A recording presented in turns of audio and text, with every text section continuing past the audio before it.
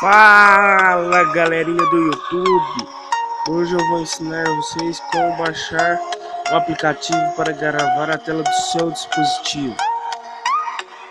Primeiro, vocês vêm aqui na Play Store.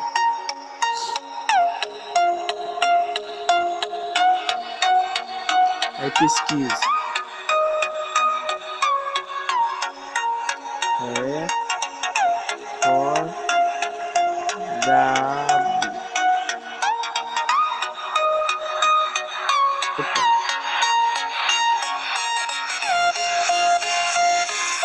Aí pesquisa.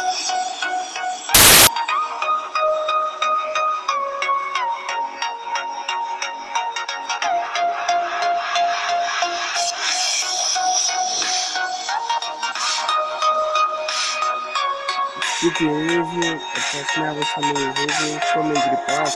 Aí ó, pronto. Tem o fácil gravador de eco, esse é pagar.